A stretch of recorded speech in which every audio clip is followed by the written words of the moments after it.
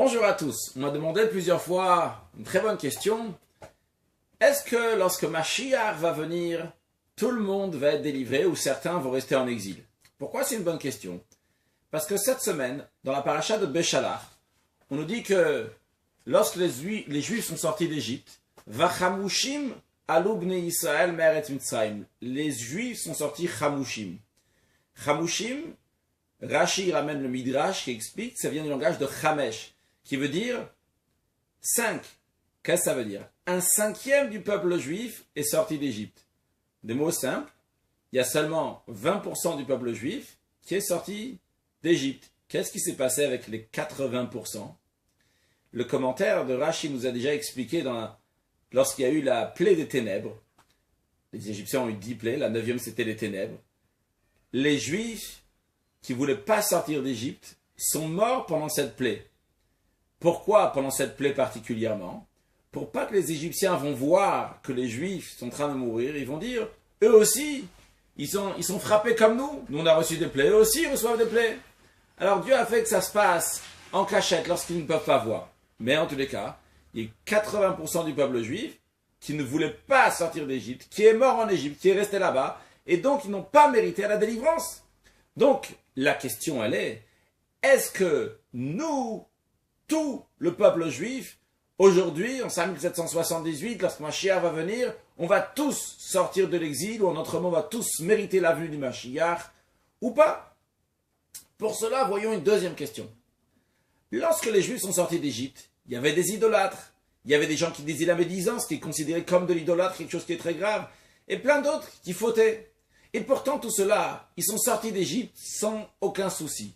Le seul souci qu'il y avait, c'est ceux qui n'ont pas dit « We want la Géoula now », on ne veut pas, ils n'ont pas dit « On veut sortir d'Égypte ». Ceux qui ont dit, ou plutôt ils ont dit clairement, ils ont dit « Nous, on ne veut pas la sortie d'Égypte. Nous, on aime l'Égypte, on a envie de rester ici. » Eux, ils ont dû rester en Égypte. Ceux qui disaient l'idolâtrie sont sortis d'Égypte. Ceux qui disaient la médisance sont sortis d'Égypte. Ceux qui ne voulaient pas aller dans le désert parce qu'ils avaient peur du désert, eux aussi sont sortis d'Égypte. C'est uniquement ceux qui voulaient rester en Égypte, rester dans l'exil, qui ne sont pas sortis de l'exil. A priori, c'est très étonnant. En quoi ces gens-là sont pires que les idolâtres? L'explication est la suivante. Voyons un exemple de Yom Kippour, le jour du grand pardon. Ce jour-là est particulier parce que c'est le jour que Dieu pardonne le peuple juif. Comment Dieu pardonne le peuple juif? Bien sûr, il peut tout faire, mais dans des mots simples, c'est que ce jour-là, Dieu dévoile le lien qu'il y a entre le juif et Dieu, de manière qu'automatiquement, on ne peut plus voir de faute. Mais, il y a un mais. Si quelqu'un se rebelle, entre guillemets, contre Yom Kippour, qu'est-ce que c'est se rebeller contre ce jour-là? Cette personne-là dit, je sais, Kippour me pardonne, mais aujourd'hui, je vais quand même manger. Aujourd'hui, je vais quand même travailler. Aujourd'hui, je vais me laver. Alors, le fait qu'il s'est rebellé contre Yom Kippour, il n'est pas d'accord avec Yom Kippour, eh bien, Kippour ne peut pas lui pardonner. L'idée, dans le langage du Talmud, c'est qu'un accusateur ne peut pas devenir un avocat. Yom Kippour, il vient, il te dit, je te pardonne. Tout va bien maintenant. On ne regarde plus les fautes. On ne voit plus rien. Mais toi, tu le craches à la figure, tu lui dis, j'en ai rien à faire. Je veux pas de toi. Je me débrouille sans toi. Je vais me laver, je vais manger, je vais faire du travail. Alors, Kippour dit, désolé, si tu me jettes, tu vas repartir. Alors, je pars. Et dans ces cas-là, tu restes dans ta situation. Donc, le Kippour, il est là pour pardonner. Mais si toi, tu veux contredire Kippour, tu peux le contredire. En d'autres mots, il y a la nature du jour de Kippour. La nature de Kippour, c'est que ça pardonne tout le monde. Mais si toi, tu fais un choix, et ton choix, il est plus fort que la nature.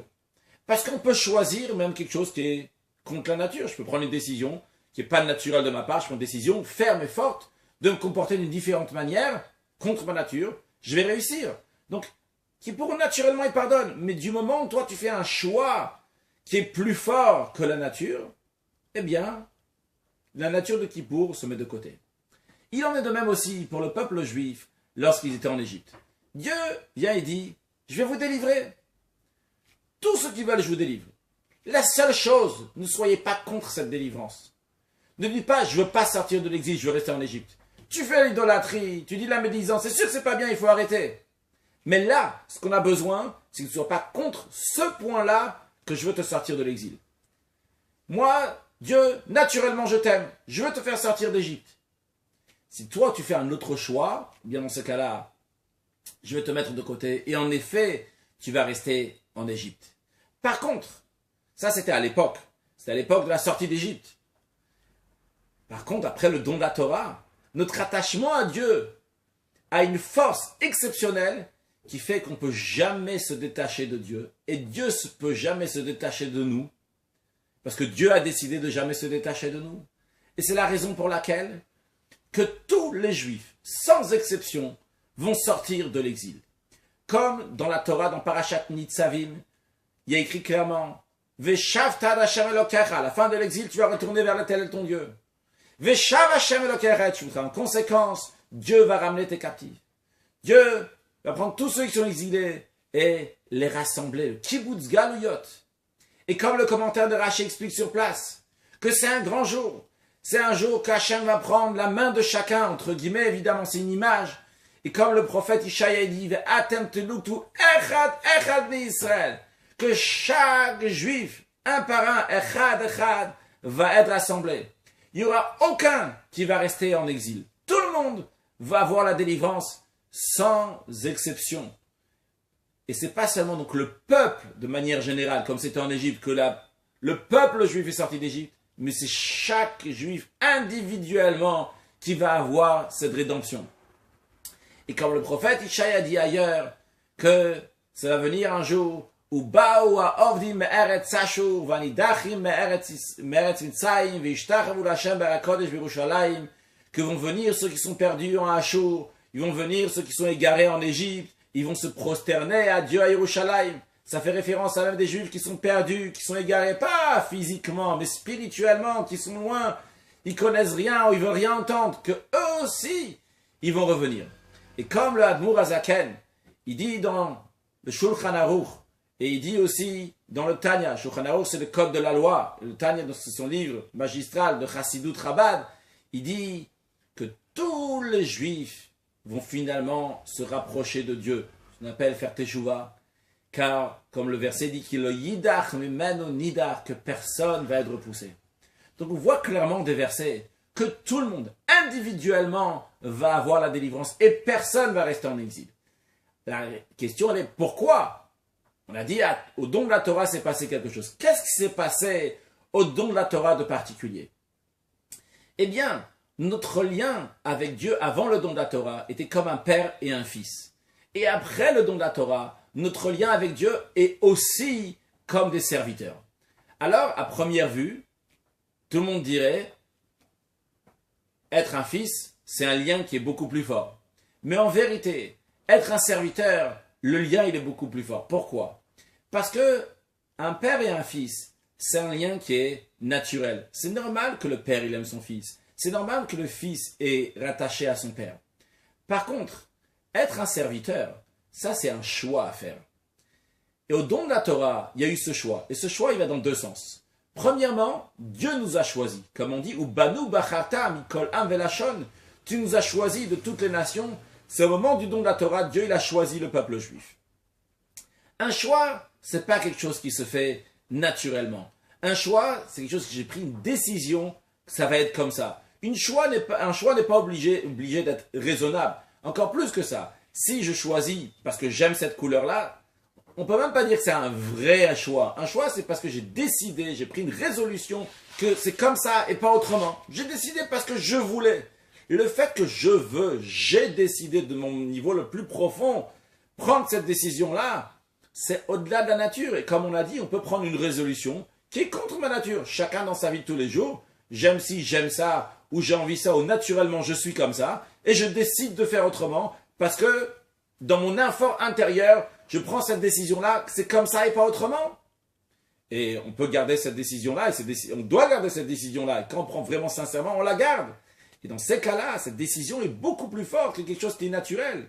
Donc Dieu nous a choisis, ça c'est un du côté de Dieu. Mais de notre côté aussi, nous avons fait le choix de devenir les serviteurs de Dieu. Un serviteur, lorsqu'il fait quelque chose, il se donne totalement pour son maître. Il ne le fait pas pour lui. ce que lui il achète, ce que lui il fait, ses plaisirs même, c'est pour que le maître il va avoir un plaisir. En d'autres mots, au moment du don de la Torah, on s'est entièrement consacré à Dieu à 100%. Pas seulement notre nature, mais même notre volonté, même notre choix, on l'a aussi donné à Dieu et pour Dieu. Dans ces cas-là, à partir de ce moment-là, notre choix peut être uniquement pour Dieu et notre attachement, il est avec Dieu, on ne peut pas aller en arrière. Cet attachement exceptionnel qu'il y a eu au don de la Torah ne peut pas s'enlever. Et ça qui fait que notre lien avec Dieu dorénavant est un lien qui est éternel. C'est impossible d'enlever. Et c'est la raison pour laquelle que tous les Juifs vont sortir de l'exil. Alors quel enseignement on peut prendre de ça? Premièrement, c'est lorsqu'on voit quelqu'un d'autre fait l'idolâtrie, la médisance, l'idolâtrie entre guillemets, quelles que soient les choses qu'il fait qui ne sont pas bien. Si déjà avant le don de la Torah, Dieu il a été capable entre guillemets de fermer un œil, de ne pas regarder ces choses-là, à plus forte raison nous, après le don de la Torah, conscients que chaque Juif est attaché avec Dieu, alors il ne fait pas Shabbat, il ne mange pas kasher. Ne regarde pas ce point-là, regarde le point qu'il est attaché avec Dieu dans son fort intérieur, et quoi qu'il arrive à cet attachement. Et de même, c'est dans le côté religieux, de la même manière dans la vie de tous les jours. Quelqu'un, il pense pas comme toi, il parle pas comme toi, il agit pas comme toi, il est différent de toi, mais trouve le point commun qui est à l'intérieur de lui. Tout simplement, ça peut être tout simplement que c'est un être humain, que ce soit juif ou un non-juif. À plus forte raison, c'est un juif, c'est aussi un frère, il y a quelque chose, une fraternité particulière. Dans ces cas-là, regarde-le de manière plus intérieure, regarde pas seulement l'extérieur. Et encore un point, puisqu'on regarde un juif d'une telle manière, on regarde un autre d'une telle manière, eh bien, il faut aussi le rapprocher au judaïsme. Et comme on dit dans la Haggadah de Pessah, lorsqu'on raconte la sortie d'Égypte, lorsque ça arrive la fête de Pâques, le soir, ce qu'on appelle le Seder, eh bien, on parle de 4 enfants, 4 catégories de juifs. Et un d'eux, il s'appelle un rachat, un mécréant. Et qu'est-ce qu'on lui dit? On lui dit, tu sais, toi, si tu avais été là-bas en Égypte, tu ne serais pas sorti d'Égypte, parce que, en autre mot, tu serais mort avec les 80%. Alors le rabbi demande, c'est quoi cette histoire? Il a fait un déplacement, il est venu le soir du Seder, et à la place de le rapprocher, tu le jettes, tu lui dis, toi, tu ne serais jamais sorti d'Égypte. Mais en vérité, si on regarde le texte de la Haggadah, le rabbi explique, il y a écrit, Iloya Sham, Loya Nigal. On dit au rachat, on dit au mécréant, si tu serais là-bas, tu n'aurais pas été délivré. Mais ça, c'est seulement là-bas, seulement en Égypte. Mais de nos jours, maintenant qu'on a reçu la Torah, ton lien avec Dieu, il est tellement fort que même si tu es un rachat, si tu es un mécréant, toi aussi, tu vas être délivré. Alors, il faut se préparer. Alors, chacun de nous doit se préparer pour accueillir la venue de Mashiach. Et pour conclure, avec une plus grande généralité, puisqu'on a parlé du peuple juif, mais en ce qui concerne les nations aussi, la délivrance, la rédemption, la venue du Mashiach sera du bien, bienfait, pas seulement pour le peuple juif, mais pour toute l'humanité. Et plus que ça, en Égypte, lorsque les Juifs sont sortis d'Égypte, pour cela il y avait besoin de casser Pharaon, de casser l'Égypte, il y a eu 10 plaies. Mais lorsque Mashiach va venir, eh bien à ce moment-là, le monde va être un monde de tikkun, un monde qui est arrangé, un monde qui est beau, et que toutes les nations vont profiter de cela sans être cassées, sans recevoir des coups, mais tout le monde va avoir la connaissance de Dieu, et bien sûr se comporter comme il faut. Commençons déjà dès aujourd'hui à rajouter des actes de bonté et de bienfaisance, et on va empresser la venue de Mashiach. Une excellente journée.